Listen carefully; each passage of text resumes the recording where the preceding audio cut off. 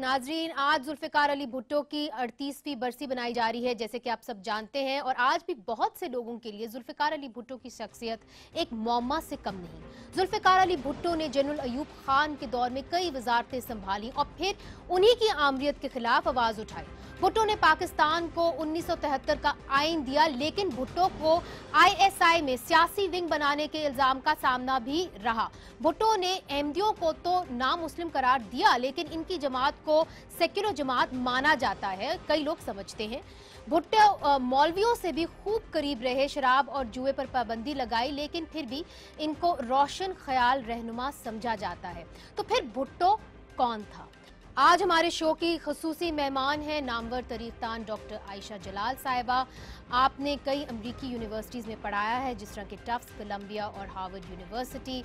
आपकी जो चंद किताबें हैं, जिसमें से सबसे जो मशहूर हैं वो हैं द सोल स्पोक्समैन और द स्ट्रगल फॉर पाकिस्तान। आजकल आप लम्स यूनिवर्सिटी में पढ़ा रही हैं। डॉक्टर साहिबा, बहुत बहुत शुक्रिया हमारे लिए वक्त निकालने का। सबसे पहले मैं आपसे पूछूंगी, आज सब बात करेंगे भुट्टो की कामयाबी की, मगर मैं आपसे पूछूंगी कि भुट्टो का सबसे बड़ा फेलियर क्या था? मैं समझती हूँ कि 1970 के इंतखाबात जीतने के बाद जो उनको मौका मिला था और फिर मुल्क के टूटने के बाद भी जो मौका मिला था, अगर वो 1973 के कॉन्स्टिट्यूशन को चलाते और मतलब सिर्फ लिखवाते ना, मगर उसको एक्चुअली उस पर अमल करते, तो शायद बहुत इस मुल्क की तारीख बहुत फ़र्क होती। मगर वो कर नहीं पाए और उसकी भी कोई वजूहात थी। मगर मेरे ख्याल में सबसे ज़्यादा जो उनकी नाकामी रही है वो 1973 के कॉन्स्टिट्यूशन की पाबंदी नहीं कर सके। और उस वजह से इस मुल्क का जो वफाकी निज़ाम है, जो जमहूरी निज़ाम है, उसमें वो तक़वियत उसको नहीं मिली जो मिलनी चाहिए थी। इतने बड़े अलमिये के बाद जो बांग्लादेश की ब्रेकअप से हुआ था पाकिस्तान के लिए। बहुत सारे लोग कहते हैं कि भुट्टो एक एनिग्मा था, कुछ समझ नहीं आती थी कि वो क्या करने जा रहा था। क्या वो सिर्फ एक सियासी अपीजमेंट के लिए ये सारे काम करते थे, या आपको लगता था कि उनकी जो रूह थी वो किस तरफ थी? नहीं, उनकी रूह तो रोशन ख्याल ही थी और एक लिहाज से एंटी कॉलोनियल भी थे, बहुत एंटी इम्पीरियलिस्ट थे। उनकी बहुत सी जो स्पीचेस हैं उनमें एंटी इम्पीरियलिज्म टपकता है। मगर ये कहना कि मुहिम्मा था, मगर ये है कि मतलब जो हालात थे मुल्क के वो भी तो बहुत मुश्किल थे। तो इंसान को उनकी सियासतदान की बिना पर उन्होंने उसकी तरफ उन्होंने रिस्पांस दिया जो लोगों को लगता है कि कुछ एनिग्मेटिक है। मगर मेरे ख्याल में तो मैं तो समझती हूँ कि उसकी एक एक्सप्लेनेशन आ सकती है एक तारीखी लिहाज से। अच्छा, मगर आप वो एक्सप्लेनेशन देना चाहेंगी? आप 1973 का कॉन्स्टिट्यूशन ले लीजिए, जिसका मैंने अभी जिक्र किया। उन्होंने क्यों नहीं उस पर अमल किया? वेल, इसलिए नहीं किया कि फ्रंटियर में और बलूचिस्तान में उनकी पार्टी की हुकूमत नहीं बन सकी, और फिर क्योंकि जो हमारा जो सिचुएशन है अफगानिस्तान के साथ, बहुत पुरानी ये मसला हमारा रहा है, बॉर्डर नहीं वहाँ पे डिसाइड हो पाया, तो उनकी भी हमारे सियासत में उनकी मदाखलत, उस वजह से उस बिना पे भुट्टो साहब ने कोई मेजर्स लिए जो जो जो जो पाकिस्तान की जमहूरियत और वफाक के लिए अच्छे साबित नहीं हुए, मगर वो एक वजूहात की वजह से थे। अब सियासत में ये होता है, लोग चाहते हैं कि किसी को आप बुरा कहें, अच्छा कहें, मगर मैं एक तारीखदान के लिहाज से तो सिर्फ ये कह सकती हूँ कि मैं समझाना चाहती हूँ कि कोई क्यों करता है किसी एक वक्त पर। तो मैं भुट्टो को उस लिहाज से देखती हूँ। जाहिर है कि बाकी सारे लोग तो पॉलिटिशियन के तौर पे या लेमैन की टर्म पे बात करेंगे भुट्टो साहब के ऊपर, मगर चूंकि आप एक हिस्टोरियन हैं, आप उनकी सबसे बड़ी कामयाबी क्या समझती हैं जिससे हम आज भी फायदा उठा रहे हैं? देखो, सबसे बड़ी कामयाबी भी 1973 का कॉन्स्टिट्यूशन ही था। उसके अलावा आप कह सकते हैं कि भुट्टो ने और बहुत कुछ किया। ये ना भूलो कि 1971 की जंग के बाद जो इस मुल्क का हाल था, एक इतना बड़ा आपका खित्ता आपसे गुम हो गया, चला गया, मुल्क टूट गया। भुट्टो ने उसको सब आपको फिर से एक नया मौका दिया, दुनिया के अंदर फिर से आपको दाखिल किया। और एक किसी लिहाज से आप कई लोग डिसएग्री करेंगे, मगर जो न्यूक्लियर प्रोग्राम था वो भी भुट्टो की वजह से ही है। और वो सिर्फ उनकी लीडरशिप के अंडर नहीं, जब मिनिस्टर भी थे अयूब खान की हुकूमत में, तब भी बहुत चाहते थे कि ये न्यूक्लियर ऑप्शन इस्तेमाल की जाए। तो वो भी उनका एक कामयाबी सब समझ सकते हैं। एक लिहाज से कई लोग उसको नई कामयाबी कहेंगे। तो इट्स ऑल अबाउट जाविया आपका क्या है, उस तरफ देखना पड़ता है एज ए तारीखदान। आयशा साहिबा, जब आप आज की पाकिस्तान पीपल्स पार्टी को देखती हैं और भुट्टो साहब की पाकिस्तान पीपल्स पार्टी को देखती थीं, आपको ज्यादा फर्क क्या लगता है? क्योंकि महज एक सहाफी में देखती हूँ कि तब भुट्टो साहब का जो नारा बहुत मशहूर हुआ था वो रोटी कपड़ा मकान हुआ था। आज भी कोई इससे बेहतर नारा नहीं आया। मगर आज जो जरदारी साहब ने गड़ी खुदाबख्श में एक ऐलान किया, वो ये किया कि मैंने एक लीडर ऑफ सेनेट भी पाकिस्तान पीपल्स पार्टी का लीडर बना दिया, तो वो वक्त दूर नहीं जब मैं मुल्क का प्राइम मिनिस्टर भी पाकिस्तान पीपल्स पार्टी का बनाऊंगा। तो अब ओहदों के ऊपर सियासत हो रही है, जो अवाम को चाहिए उस पर सियासत नहीं हो रही। सही है, वो जमाना बदल गया है। भुट्टो साहब की सबसे बड़ी जो कामयाबी, एक लिहाज से एक और बड़ी कामयाबी ये थी कि वो वक्त को समझ गए थे कि उस वक्त की ज़रूरियत क्या है। अयूब के हुकूमत के बाद इस मुल्क को वाकई एक रोटी कपड़ा मकान का जो नारा था उनके लिए बिल्कुल सही था। मगर ये न्यू लिबरलिज्म जो आ गया है सिर्फ पाकिस्तान में नहीं, न्यू लिबरल पॉलिसीज दुनिया भर में आई हैं और लोग पीपीपी खुद अपने नस्बो लाइन से बहुत हट गई है और एक नई पीपीपी सामने मौजूद आई है। वो बहस कर सकते हैं कि क्या वो इस सही काम कर रही है जो आजकल दुनिया बन गई है कि नहीं, मगर जहां तक भुट्टो साहब की पीपीपी का सवाल था और अब की पीपीपी का सवाल है, मैं तो समझती हूँ ज़मीन और आसमान का फर्क है उसमें। सबसे ज्यादा फर्क आप कहाँ देखती हैं? लोग आपसे जानना चाहेंगे एज ए हिस्टोरियन। सबसे ज्यादा तो कि भुट्टो साहब ने तो अवाम को उनको उनको सेंटर पीस बनाया था। यह आप लोग कह सकते हैं कि भुट्टो साहब ने अवाम को राइट्स नहीं दिए, उनके हकूक नहीं मिले, मगर एटलीस्ट उनको एहसास तो दिलवाया कि हकूक उनके हैं। वो मैं समझती हूँ कि एज ए तारीखदान में बहुत ज़रूरी है कि आपकी अवाम में वो एक तौफीक पैदा हुई अपने हकूक मांगने की। ये और बात है कि भुट्टो पूरा अपने वादे पूरे नहीं कर सका। तो मैं आजकल का यही है कि वो तो सब हट गया है। अवाम के बारे में तो बहुत लोग सिर्फ कहते हैं, करते कुछ नहीं है। अब तो न्यू लिबरल पॉलिसीज के लिहाज से जहाँ पर आपकी जो स्टेट है जहाँ पे इन्वॉल्व भी है वहाँ से भी वो हट रहा है। एजुकेशन हो गई या हेल्थ केयर हो गया। सो मैं समझती हूँ कि उस लिहाज से आवाम की जो इम्पोर्टेंस थी 1970 में वो बहुत कम अब हो गई है। सिर्फ वो इलेक्शन के वक्त उनकी ज़रूरत पेश आती है, मगर आजकल की जो लीडरशिप है वो समझती है कि आवाम को टेक इट फॉर ग्रांटेड किस्सा है। तो ये थी आयशा जलाल साहिबा, एक हिस्टोरियन का पॉइंट ऑफ व्यू आपने सुना, और उन्होंने कहा कि भुट्टो साहब की जो सबसे बड़ी कामयाबी थी वो ये थी कि उन्होंने 1973 का आइन जो था वो पाकिस्तान को दिया, मगर उनकी सबसे बड़ी कमजोरी भी यही थी कि उनके पास वो सियासी कुव्वत ही नहीं थी कि उस आइन को वो नाफिज कर सकें।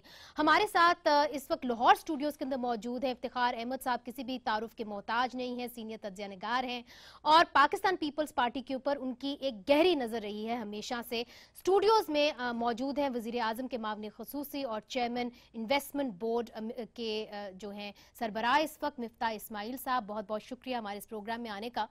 इफ्तिखार साहब, आपने तो भुट्टो साहब को काफी कवर भी किया है, क्या आप भी समझते हैं कि भुट्टो साहब का जो सबसे बड़ा फेलियर और कामयाबी 1973 का आइन था, और आज जब आप पाकिस्तान पीपल्स पार्टी को देखते हैं और उसको कंपेयर करते हैं भुट्टो साहब की पाकिस्तान पीपल्स पार्टी के साथ, तो वर्कर जो है उसको आप कैसे देखते हैं? वर्कर क्या चाहता है? मैं आयशा जलाल से इत्तेफाक करता हूं कि पाकिस्तान पीपल्स पार्टी जो जुल्फ़िकार अली भुट्टो की है उसका आप कोई मुकाबला नहीं कर सकते आज की पीपल्स पार्टी से। पाकिस्तान पीपल्स पार्टी जो जुल्फ़िकार अली भुट्टो की है उसने पाकिस्तान के अवाम को एक शऊर दिया, अपनी तकारीर से, अपने मज़ामीन से, अपनी पार्टी से और मुल्क भर के दौरों से अवाम में जाके घुल मिल के उन्होंने वो फ़लसफ़ा बताया अवाम को कि आप अपनी इज़्ज़त कैसे हासिल कर सकते हो। अब देखिए 1970 में अवाम कहाँ थे, उस वक्त आपके मुल्क में तालीम का जो ग्राफ है वो क्या होगा। लेकिन आप देखें कि वो अनपढ़ लोग, वो गरीब लोग, वो कारखानों में काम करने वाले, वो किसान, वो नौजवान तालिब इल्म, वो औरतें जुल्फ़िकार अली भुट्टो की इस बात को समझ गई कि हाँ उनका एक रोल है जो उन्होंने प्ले करना है, और फिर उन्होंने वो रोल प्ले किया। और आज पाकिस्तान के अंदर जो आप तब्दीली देख रहे हो, यहाँ जो शऊर देख रहे हो टेलीविज़नों पर और ड्राइंग रूमों में, इस शऊर की इब्तदा पाकिस्तान पीपल्स पार्टी के कायद जुल्फ़िकार अली भुट्टो की उस कोशिश से हुई जो उन्होंने अवाम में जाके की। 73 का आइन, इस पर कोई शक और शुबा नहीं कि आज तक अगर फेडरेशन आपकी मौजूद है تو اس کا کریڈٹ ذوالفقار علی بھٹو سمیت ان تمام سیاستدانوں کو جاتا ہے جنہوں نے 1973 کے آئین کو بنایا. مگر اب یہ کہنا ہے کہ 1973 کے افتخار آئین صاحب آج بلاول بھٹو زرداری جو ان کے نواسے ہیں، خدا بخش میں انہوں نے فیڈرل گورنمنٹ کو کیسے نشانہ بنایا ہے اور بلکہ تنقید کا نشانہ بنایا ہے. کہا ہے کہ میاں نواز شریف صاحب اور ان کی جو ٹیم ہے وہ سینٹرک ہو گئی ہیں، پنجاب سینٹرک ہو گئی ہیں. مفتاح اسماعیل سے ان کا میں رسپانس چاہوں گی، مگر سب سے پہلے ہم آپ کو دکھا دیں کہ آج بلاول بھٹو زرداری نے خدا بخش میں کہا کیا. ان کو قومی سلامتی کی نہیں بلکہ پاناما کی پریشانی ہے، اس لیے ان حکمرانوں سے خیر کی امید مت رکھو. میاں صاحب سن لے، آپ اپنے آپ کو بے وقوف بنا سکتے ہو، آپ اپنے آپ کو دھوکہ دے سکتے ہو، مگر آپ 20 کروڑ عوام کو دھوکہ نہیں دے سکتے. اگر ترقی ہو رہی ہے تو عوام آپ سے نجات کیوں پانا چاہتی ہے، اور اگر واقعی ترقی ہو رہی ہے تو چھوٹے صوبوں میں احساس محرومی کیوں بڑھتا جا رہا ہے. بہت ہو چکا، اب عوام کے صبر کا پیمانے لبریز ہو چکے ہیں. اب آپ کو جانا ہوگا. یہ عوام آپ کو نکال کر ہی دم لے گی. مفتاح اسماعیل صاحب، آج جو بلاول بھٹو زرداری نے ایک الزام لگایا پنجاب حکومت میاں نواز شریف صاحب کی حکومت کے اوپر کہ وہ صرف پنجاب سینٹرک ہو کے رہ گئے ہیں اور فیڈرل گورنمنٹ نے جو اختیارات دینے تھے صوبوں کو وہ دے نہیں پائی. آپ NFC ایوارڈ کو دیکھ لیں، آپ واٹر کو دیکھ لیں، گیس لوڈ شیڈنگ کے حوالے سے دیکھ لیں، اب AD خواجہ کے اوپر بھی آپ کی چپکلش ہو گئی ہے. جی شکریہ. یہ الزام تو میرے خیال سے شاید پہلی مرتبہ نہیں ہے، پہلے بھی لگا چکے ہیں، لیکن میں سمجھتا ہوں کہ یہ الزام بے بنیاد ہیں. اور دیکھیں سچی بات یہ، آپ نے NFC ایوارڈ کی بات وہیں سے شروع کرتے ہیں. جب ہماری حکومت آئی تھی اس سال پیپلز پارٹی کا جو لاسٹ ایئر تھا 1200 ارب روپے فیڈرل گورنمنٹ کے ٹیکسز تھے جو ڈویزیبل پول کے تھے جو ڈسٹریبیوٹ ہوئے. اس کو ہم نے بڑھا کر 1900 ارب روپے کر دیا because we were able to collect more, اور اب 1900 ارب روپے صوبوں میں ڈسٹریبیوٹ ہوتے ہیں اسی NFC فارمولے کے تحت جو کہ پیپلز پارٹی کے زمانے میں ایگری ہوا تھا. اس کے اندر کوئی ایک 0.01% کا چینج نہیں آیا ہے، اسی فارمولے کے تحت ہوتے ہیں. یہ کیسے کہہ سکتے ہیں کہ NFC ایوارڈ کے اندر ہم نے خدا نہ خواستہ کچھ چینج کرا ہے؟ جو ایوارڈ پیپلز پارٹی کے زمانے میں تھا اس کے حساب سے اس کو آپ نے ریوائز کرنا تھا نا 5 سال بعد. جب تک کنسنسس نہیں ہوگا، جب تک کنسنسس کس نے کرنا ہے؟ سارے فیڈریٹنگ یونٹس نے، جی. جب تک نیا کنسنسس نہیں ہوگا، یہ ایک اگریڈ فارمولا ہے، اس پہ چل رہے ہیں. 57.5% جو فیڈرل انکم ہوتی ہے وہ صوبہ میں ڈسٹریبیوٹ ہوتی ہے. ایک فارمولا ہے کمپلیکیٹڈ جس میں زیادہ تر پاپولیشن کو دیکھا جاتا ہے، لیکن بلوچستان کے جیسے پسماندگی کو دیکھا جاتا ہے، ڈسٹنس کو دیکھا جاتا ہے، پاورٹی، اور فی کس اگر سب سے کم ہے تو وہ پنجاب کو پیسے ملتے ہیں. آج بھی اگر آپ پروونشل بجٹ دیکھیں تو سب سے کم پر پرسن بجٹ جو ہے وہ پنجاب کا ہے. دا فیکٹ دیٹ میاں شہباز شریف جو ہے ان پیسوں کے اندر بہت اچھا کام کر لیتے ہیں پنجاب میں اور دوسرے صوبے وہ نہیں کر سکتے، یہ تو ہمارا قصور نہیں ہے نا. اگر پنجاب کے اندر شہباز شریف صاحب تقریباً 9000 روپے پر پرسن کا بجٹ لے کر چلتے ہیں. اچھا نہیں، چونکہ اس کے اندر آپ کے جو سندھ کے چیف منسٹر ہے مراد علی شاہ صاحب، گیس کے حوالے سے بھی ان کی کافی شکایات ہیں. آپ نے موریٹوریم دیا ہوا تھا، اس کو آپ نے ریلیکس کیا ہے پنجاب کے حوالے سے، وہ بھی الزام آپ کے پر لکھا. ان کا میں خط لکھوں گا، انہوں خط لکھا بھی ہے. اور دیکھیں سچی بات یہ کہ موریٹوریم 2011 میں لگایا تھا جب میاں نواز شریف پرائم منسٹر نہیں تھے. پیپلز پارٹی کے زمانے میں نئے کنیکشنز کے اوپر موریٹوریم لگایا تھا. نئے کنیکشنز کی بات کر رہا ہوں اور ایگزسٹنگ. مگر کیا پنجاب کے اندر اس موریٹوریم کو ریلیکس کیا گیا ہے؟ جو مراد علی شاہ صاحب کرا گیا، بالکل نہیں کرا گیا. ایک فیکٹری کے اندر پنجاب کے اندر کہیں پر ریلیکس نہیں کرا گیا. جو پنجاب میں اب گیس آ رہی ہے وہ LNG آ رہی ہے جو کہ 900 روپے تقریباً پر MMBTU دی جاتی ہے، جبکہ سندھ اور KP اور بلوچستان کے اندر صنعت کاروں کو 600 روپے پر MMBTU. تو محض سیاست ہو رہی ہے. میں یہ نہیں کہوں گا کہ کیا کر رہے ہیں وہ، مطلب ٹھیک ہے ان کا کوئی واقف ہوگا. میں ایک سیکنڈ رک جائیں افتخار صاحب، مجھے وقفے پہ جانا ہے، مگر وقفے سے پہلے میں آپ سے کچھ جاننا چاہوں گی کہ مفتاح اسماعیل صاحب کہہ رہے ہیں کہ دیکھیں جی اس کے اندر اگر پنجاب حکومت اچھی کارکردگی کر سکتی ہے تو اس کے اندر ہمارا کیا قصور ہے کہ ہمیں دیکھا جا رہا ہے کہ جی ہم پرو پنجاب ہیں، وہ یہ کہتے ہیں کہ یہ کارکردگی ان کی باقیوں کی اتنی اچھی نہیں ہے. آپ اس کو کیسے دیکھتے ہیں کہ کیا جو سندھ حکومت کی گریونسز ہیں وہ صحیح ہیں، کہیں نہ کہیں صحیح ہیں؟ میں مفتہ سے اتفاق کرتا ہوں اور میں اس کی مثال بلوچستان کی دیتا ہوں. 1970 سے بلوچستان ایک صوبہ ہے، آزاد صوبہ، جس کی اپنی کیبنٹ ہے، جس کے اپنے نیشنل اسمبلی کے ممبر ہیں، سینٹ کے ممبر ہیں. ان کو جو پیسہ ملتا رہا وہ کہاں گیا؟ وہ کس پہ لگایا؟ آج اتنا برا انفراسٹرکچر ہے بلوچستان میں، تو اس کی ذمہ دار اسلام آباد کی گورنمنٹ تو نہیں ساری. اور یہ بات مفتہ کی ٹھیک ہے اگر پر پرسن کے حساب سے دیکھا جائے پیسوں کا، اور اگر شہباز شریف ان کو خرچ رہا ہے اور صحیح مقصد اس کو حاصل کرنا چاہتا ہے تو کسی نے کسی کو روکا تو نہیں ہوا. یہ گورننس کا ایشو ہے اور یہ ناحلیت ہے. اگر آپ پر پرسن کا جو یہ مفتہ آپ کو چیلنج کر رہا ہے، اگر آپ اس کے چیلنج کا جواب نہیں دیتے تو پھر یہ آپ کی ناکامی ہے. اگر آپ طے ہوا کہ 10 روپے پنجاب والوں کو ملتے ہیں اور 10 روپے ہی سندھ کو ملتے ہیں، تو پنجاب 10 روپوں میں اگر ترقی کر سکتا ہے، انفراسٹرکچر کو بہتر بنا سکتا ہے، ریفارمز لا سکتا ہے اپنے سسٹم کے اندر، تو وہ دوسرے 10 روپے والے جو جن کو مل رہا ہے وہ ایسا کیوں نہیں کر سکتے؟ ٹھیک ہے.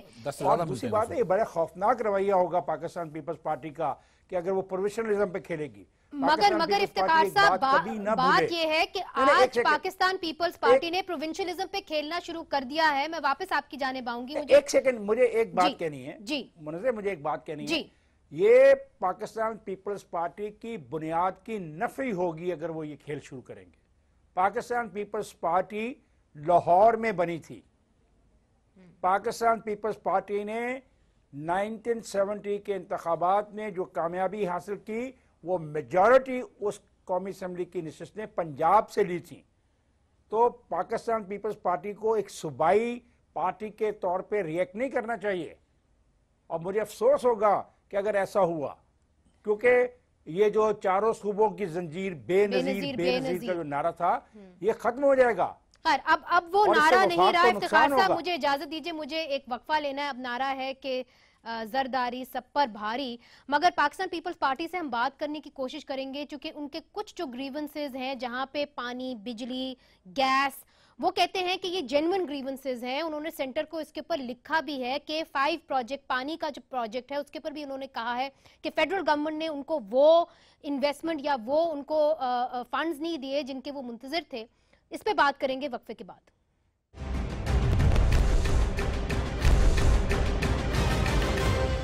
ویلکم بیک ناظرین.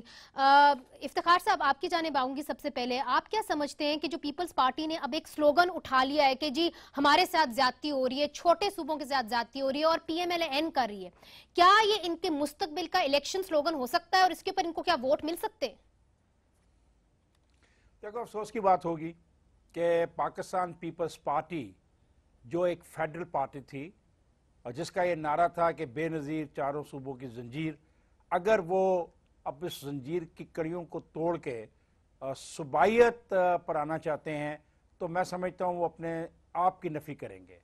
ان کو ایسا نہیں کرنا چاہیے اور ان کو کوئی ووٹ بھی نہیں ملے گا اس بنا پہ. ممکن ہے سندھ میں 1-2 سیٹیں وہ زیادہ مل جائیں اور ممکن ہے یہ نعرہ وہ سندھ کے قوم پرستوں کو اپنی طرف لبھانے کی خاطر استعمال کرے. لیکن افسوس کی بات ہے پاکستان پیپلز پارٹی ایک نیشنل پارٹی ہے، ایک قومی پارٹی تھی.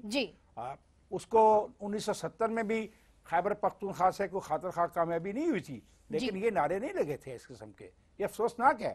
ان کا جو مقدمہ ہے، جو ان کو وفاق سے گریونسز ہیں، وہ بالکل کیٹیگوریکلی اس طریقے سے پیش کرے جس طریقے سے ایک عام آدمی کو سمجھ آ جائے.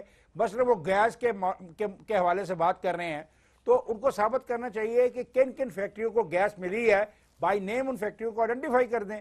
باقی رہا پانی کا جو مسئلہ ہے، 1991 کا ایکارڈ جو ہے، یہ ایک بڑا بہت عرصے کے بعد ایک ایکارڈ ہوا تھا. اس ایکارڈ کو توڑنا، اس ایکارڈ سے باہر جا کے بات کرنی افسوسناک ہوگی.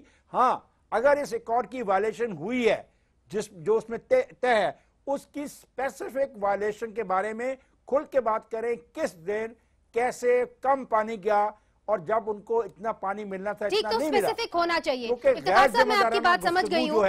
اگر آپ کی بات کو میں آگے بڑھاؤں مفتاح صاحب، انہوں نے یہ بھی کہا زرداری صاحب نے کہ اگر الیکشن اس سال ہوتا ہے تو ہم اس سال الیکشن کے لیے تیار ہیں، اور انہوں نے کہا کہ میں کچھ ہی دن کے لیے لاہور گیا تھا، پنجاب میں بیٹھا تھا، تو جو نواز لیگ ہے وہ بھاگ گئی تھی۔ آپ کیا سمجھتے ہیں کہ اس سال الیکشن ہوگا اور اس الیکشن کے لیے آپ تیار ہیں، چونکہ load shedding is again on its height? جی اس سال الیکشن کیوں ہوگا؟ اگلے سال میاں صاحب کی ٹرم ایکسپائر ہو رہی ہے، ہم کو لوگوں نے، پاکستان کے لوگوں نے 5 سال کے لیے ووٹ دے کے بھیجا تھا۔ یہ بلاول بھٹو صاحب کی بات سے میں ایگری کرتا ہوں جو انہوں نے اپنی تقریر میں آپ نے جو دکھائی تھی کہ پاکستان کے عوام اگر خوش نہیں ہے تو ہم کو ہٹا دیں گے، اگلے سال الیکشن ہوگا۔ اگر ہماری کارکردگی ناقص ہے، ہماری کارکردگی اچھی نہیں ہے تو اگلے سال پاکستان کے عوام ہم کو they will give us sir marching orders, وہ کہیں گے تم ان کا جاؤ۔ میرا خیال ہے جو اشارہ تھا وہ پینما کیس کے رزلٹ کے بارے میں تھا کہ جو بھی رزلٹ آئے گا اسے ایک بحران پیدا ہوگا جس کے نتیجے میں شاید آپ کو ارلی الیکشنز کرنے پڑے۔ دیکھیے کوئی واٹس ایپ کے فارورڈ ریسیو والے میسیجز پہ شاید کوئی بحران پیش آ سکتا ہے، سوشل میڈیا پہ بحران پیدا ہوتا ہے، ریئل لائف کے اندر کوئی بحران نہیں ہے۔ یہ ملک چل رہا ہے، اس ملک کے اندر الحمدللہ انشاءاللہ اس سال کے اینڈ کے اندر ہم لوڈ شیڈنگ کا خاتمہ کر دیں گے۔ 25,000 میگا واٹ کی اس 5 سال کے اندر پلاننگ ہوئی ہے، 7,000 میگا واٹ اس سال کے اندر آن لائن آ جائیں گے، ہم لوڈ شیڈنگ کا خاتمہ کر دیں گے۔ اور گیس کی میں نے گزارش آپ سے کری کہ ہم نے ایک گیس امپورٹ کرنا شروع کر دیا، 600 ملین کیوبک فٹ گیس، اس سال کے اندر ایک اور 600 کا ٹرمینل آ جائے گا، تو گیس کی شارٹیج پہ بھی کافی حد تک قابو پا لیں گے، اور اگلے سال اگر ایک پرائیویٹ سیکٹر میں ٹرمینل لگ جائے گا جس کی ہم کوشش کر رہے ہیں تو یہ گیس کی شارٹیج بھی ختم ہو جائے گی۔ سو ہم اپنے پلان کے تحت جا رہے ہیں، اگلے سال کا الیکشن ہوگا۔ ہم سمجھتے ہیں کہ اللہ تعالیٰ کی مہربانی سے، فضل و کرم سے ہماری پرفارمنس اچھی ہے، ہم سمجھتے ہیں کہ اتنی اچھی پرفارمنس ہے کہ اس پہ ہم عوام کے سامنے جا سکتے ہیں، اور پھر اس کے بعد جو عوام کا فیصلہ ہوگا، اگر وہ چاہتے ہیں کہ پیپلز پارٹی آ جائے تو بسم اللہ، اگر وہ چاہتے ہیں۔ اس وقت جو الزام لگ رہے ہیں اس کے پر ہم بات کرتے ہیں۔ اس وقت چودھری منظور صاحب نے ہمیں جوائن کیا ہے، پاکستان پیپلز پارٹی کے انفارمیشن سیکرٹری ہیں، پنجاب سے آپ کا تعلق ہے۔ چودھری منظور صاحب، جس قسم کے نعرے لگے ہیں گڑھی خدا بخش میں، آج افتخار احمد صاحب ہمارے ساتھ موجود ہیں، کافی دیر سے عرصے سے پاکستان پیپلز پارٹی کو کور کر رہے ہیں، وہ کہتے ہیں کہ بڑا افسوسناک ہیں یہ نعرے، اس لیے چونکہ آپ پاکستان پیپلز پارٹی کو محدود کر رہے ہیں ایز اے سندھی پارٹی۔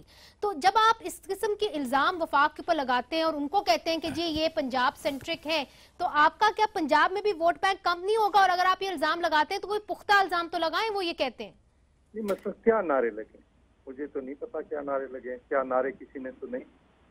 اگر ہم یہ بات کریں کہ لوڈ شیڈنگ جو ہے وہ نہ صرف سندھ، بلوچستان اور کے پی کے میں تو پہلے تھی، اور آج پنجاب میں میرے دیہات میں 18 سے 20 گھنٹے بجلی جا رہی ہے۔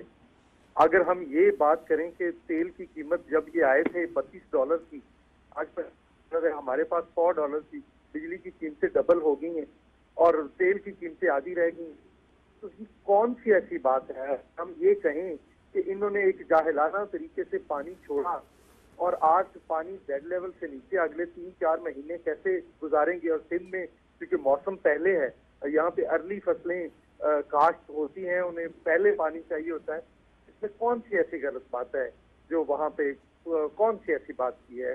کون سا ایسا، اگر گو نواز گو کی بات ہوئی ہے تو یہ کون سی ایسی بات ہے؟ اگر ہم یہ کہیں کہ انہوں نے اپنا کوئی وعدہ پورا نہیں کیا، یہ لوڈ شیڈنگ کی بات کر رہے ہیں، یہ کہتے تھے پہلے کہتے تھے 90 دن کے اندر لوڈ شیڈنگ ہم ختم کر دیں گے، خواجہ آصف صاحب کہتے تھے کہ 26,000 انسٹالڈ کیپیسٹی ہے، یہ پیپلز پارٹی دے نہیں رہی، پھر 2013 میں کہتے تھے 14 میں کر دیں گے، 14 میں کہتے تھے 15 میں کر دیں گے۔ ابھی بھی مفتاح صاحب نے ایک وعدہ کیا ہے کچھ ہی دن پہلے، آپ نے کہا کہ 2017 کے آخر میں جا کے لوڈ شیڈنگ۔ میری گزارش سن لیجیے، 2015 میں کہتے تھے 16 میں کہتے 17 میں کہتے اب 18 میں جا کر محترمہ بینظیر بھٹو نے بھی 3 سال کے اندر لوڈ شیڈنگ کا خاتمہ کیا تھا۔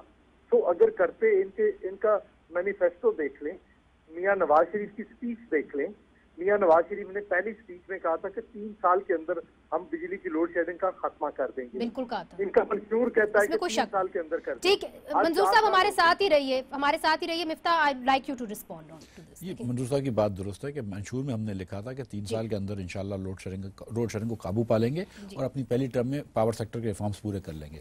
3 سال سے کچھ عرصہ زیادہ ہو گیا، کچھ عرصے تک اسلام آباد میں آپ کو پتہ ہے ایک چھوٹا سا دھرنا ہو گیا تھا جس کی وجہ سے چائنیز پریزیڈنٹ بھی پاکستان نہیں آ سکتے تھے، کچھ MOUs پروجیکٹس ڈیلے ہوئے، لیکن اس سال کے آخر تک اب ہم اکتوبر-نومبر کی ڈیٹ دے رہے ہیں کہ اس سال کے آخر، اور پہلی مرتبہ ہم نے اس طرح مثبت بات کری ہے کہ اکتوبر-نومبر کے اندر انشاءاللہ تعالی ہم اس لوڈ شیڈنگ کا خاتمہ کر دیں گے، کیونکہ اب ہم آپ کو आपको गिनवा खात्मा कर देंगे लोड शेडिंग का। हम आपको गिना अक्टूबर नवंबर 2017 में आप लोड शेडिंग का खात्मा कर मैं देंगे। आपको प्रोजेक्ट गिनवा सकता हूँ ना, देखें बलूचिस्तान में, सिंध में, केपीके में, कश्मीर में। एक बात मुझे जी गुजारिश में इसमें एक जी इफ्तिखार साहब जी। मुफ्ताह, ये क्या चक्कर चला रहे हो? ये जो आज हमारे पास बिजली नहीं है लाहौर शहर में भी, तो उसका मतलब है कि अप्रैल मई जून जुलाई अगस्त सितंबर तक हमें बगैर बिजली के चलना होगा। नहीं, और जब मौसम बदल जाएगा और मौसम बेहतर हो जाएगा तो आप बिजली दे दोगे। इफ्तिखार साहब, आप मेरे भाई हैं, मैं इसकी गुजारिश सुनिए। देखिए, मैं आपको पहले बता दूं कि क्या हो रहा है, ताकि 3 प्रोजेक्ट्स लग रहे हैं गैस के ऊपर, बिक्की, बलोकी और हवेली बहादुर शाह के अंदर। ये प्रोजेक्ट्स जो हैं ये 2400 मेगावाट बिजली देंगे सिंपल साइकिल में इस साल, और अगले साल के इंशाल्लाह बिगनिंग के अंदर कंबाइंड साइकिल में चले जाएंगे, स्टीम टरबाइन लग जाएंगे तो 3600 मेगावाट पे आ जाएंगे। तो 2400 मेगावाट ये बिजली आ जाएगी हमारे पास। उसके साथ आपको 1320 मेगावाट पोर्ट कासिम दे देगा कराची का। शॉर्टफॉल मेरा ख्याल में 4400 है इस तरह कुछ। डिपेंड ऑल्सो, और 1320 आपको साहिवाल दे देगा। विद दिस प्रोजेक्ट हम काफी ले लेंगे। अगले साल से फिर समर के अंदर हमारे पास तरबेला 4 भी आ जाएगा, तो विल बी ओके। इस वक्त भी ओके मींस क्या कि लोड शेडिंग नहीं होगी? नहीं होगी इस वक्त, होगी नहीं होगी इंशाल्लाह। मतलब देखिए, मतलब एक सिनेरियो है, गिनती करी हुई हम लोगों ने। 23,000 megawatt name plate capacity Pakistan के अंदर बिजली लगी है 70 साल में। इस मियां नवाज शरीफ के 5 साल के दौर में जो प्रोजेक्ट प्लानिंग हो गई है 25,000 मेगावाट की। We actually really plan for the next few years. अभी इस वक्त जो लोड शेडिंग इस वक्त जो ज्यादा हो रही है, और थोड़ी सी 5 घंटे तक पहुंच गई है शहरों में, 18 घंटे तो इस्लामाबाद में भी हर 2 घंटे के बाद बिजली जा रही है। मैं देखें, हमको आप अप्रैल पिछले साल से कंपेयर करें, अप्रैल पीपल्स पार्टी के दौर से कंपेयर करें, हमको दिसंबर से कंपेयर ना करें। लेकिन हमारा ये अब इंशाअल्लाह ताला वादा है कौम से कि जो हमको नजर आ रहा है नवंबर दिसंबर से ये बिजली जो है उसका लोड शेडिंग मुकम्मल खात्मा हो जाएगा। बहुत बड़ा ऐलान कर दिया। सिवाय इसके जो फीडर पे, जिस फीडर पे 70% से कम बिजली का बिल्स रिसीव होते हैं, उस पर तो ऑब्वियसली टेक्निकल लोड शेडिंग इसलिए नहीं होगी कि पावर आउटेजेस हो रहे हैं, लोड शेडिंग इसलिए होगी कि वहां से बिल रिकवरी नहीं हो रही। मगर आपने कहा है कि कम से कम ओवरऑल जो लोड शेडिंग है वो सितंबर अक्टूबर इस साल से अक्टूबर नवंबर 2017 के अंदर बिल्कुल खत्म हो जाएगी, खात्मा हो जाएगा, ये कह रहे हैं मिफ्ता इस्माइल साहब। बहुत बड़ा ऐलान है। चलते हैं वक्फे की तरफ, वक्फे के बाद फिर से हाजिर होते हैं।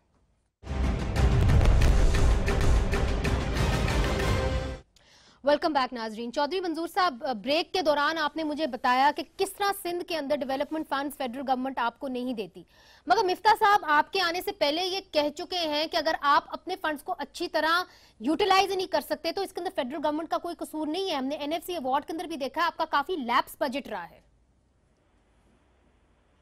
हेलो जी, आपको मेरी आवाज आ रही है? जी बताएं। चौधरी साहब, ब्रेक के दौरान भी हमारी बात हुई, आपने शिकायत की कि सिंध गवर्नमेंट को डेवलपमेंट फंड्स नहीं मिले हैं फेडरल गवर्नमेंट के हवाले से, मगर मिफ्ता साहब भी पहले कह चुके हैं कि अगर आप लोग सही तरह यूटिलाइज नहीं कर सकते इन फंड्स को तो इसके अंदर फेडरल गवर्नमेंट का कोई कसूर नहीं है। और हमने माजी के अंदर देखा है कि एनएफसी अवार्ड भी जब आपको दिया गया तो काफी ज्यादा आपका बजट कई हिस्सों के अंदर और कई इश्यूज के अंदर लैप्स हुआ है। नहीं, वो तो पंजाब गवर्नमेंट का भी लैप्स होता है। वो तो प्रोजेक्ट जब चल रहे होते हैं, प्रोजेक्ट टाइम पे जहाँ पे कंप्लीट नहीं होते जी, तो वो तो हर जगह पे होता है। हर सुबह कहते भी हुआ है लैप्स, वो इशू नहीं है।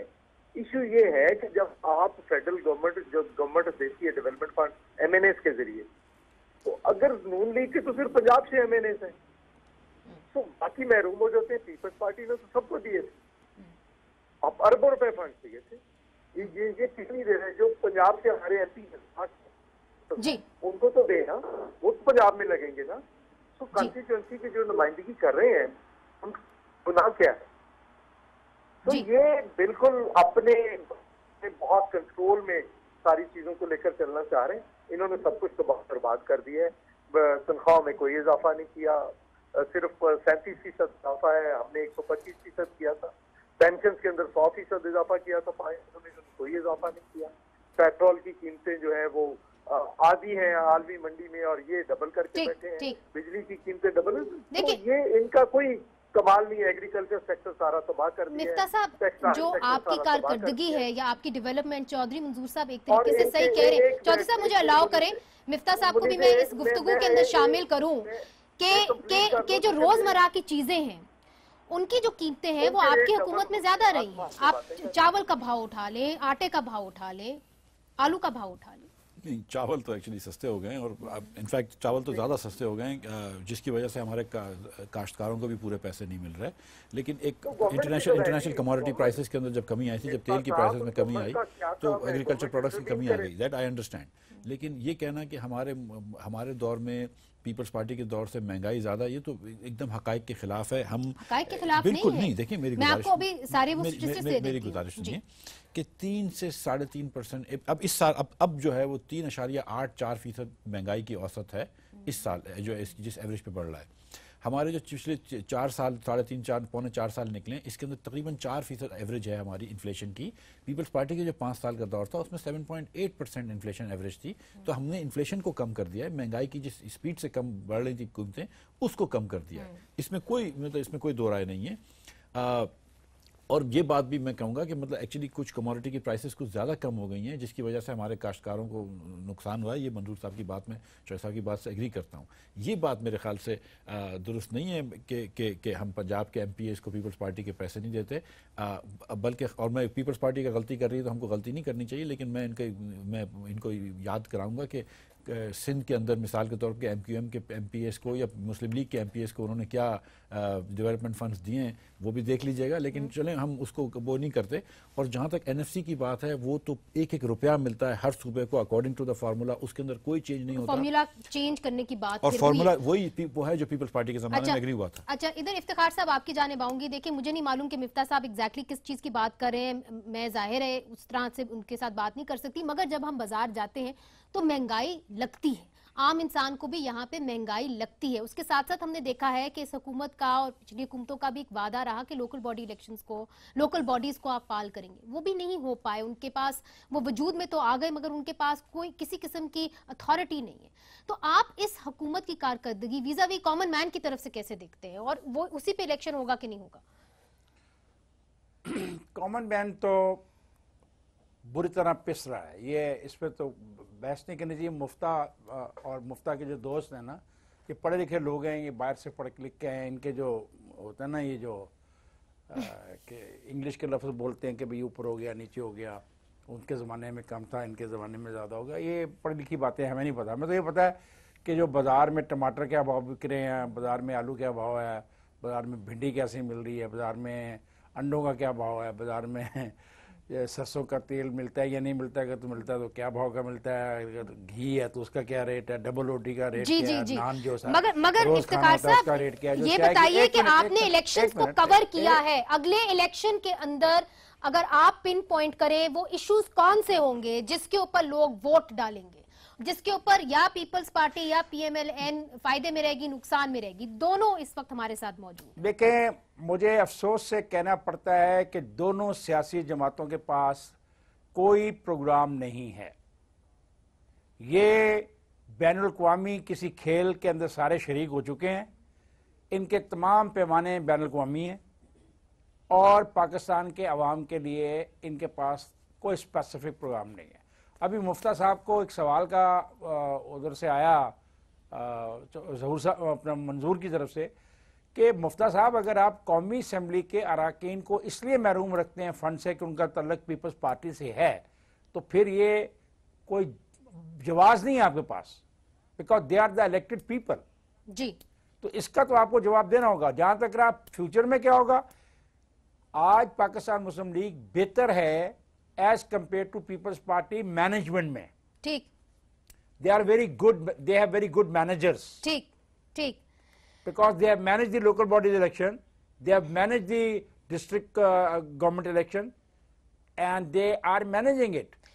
افتخار صاحب میرے پروگرام کا وقت بالکل ختم ہو گیا ہے، مگر ادھر ہم اگر ہم کوئی پریڈکشن نہیں کر سکتے، چونکہ ہم نے دیکھا ہے کہ الیکشنز کے اندر کبھی کوئی پریڈکشن کرنی نہیں چاہیے، اس لیے چونکہ there is many a slip between the cup and the lip. جب تک الیکشن ہوگا نہ جانے کیا کیا ہو گیا ہوگا.